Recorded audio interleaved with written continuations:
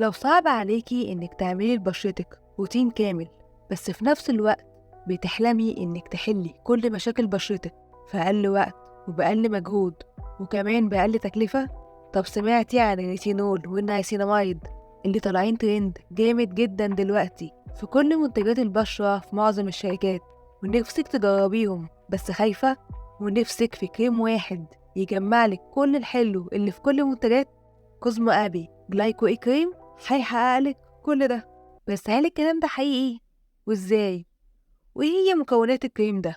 الكريم فيه 4 من أقوى وأهم المكونات للبشرة.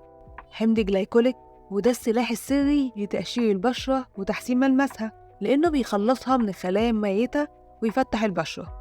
حمض الساليسيليك اللي بينظف المسام ويقلل الحبوب ورؤوس السودا.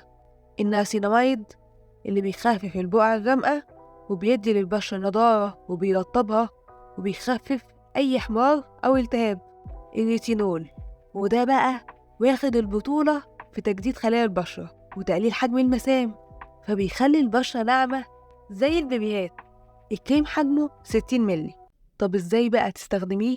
بتحطي منه شوية قد حبة البسلة على وشك مرة واحدة بس بالليل على بشرة نظيفة وجافة. بس طبعا قبل ما تشتري لازم تعرفي عيوبه، فالريتينول اللي فيه ممكن يعمل إحمرار أو تقشير في بداية استخدامك للكريم، وبالذات في أول مرة، وده طبيعي والمفروض إنه يقل بالتدريج لحد ما يختفي. وطبعا لو بشرتك حساسة يبقى الكريم ده مش مناسب ليكي خالص.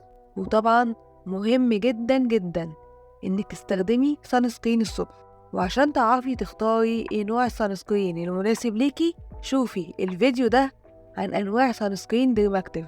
ولحد ما أشوفك الفيديو الجاي خلي بالك من بشرتك.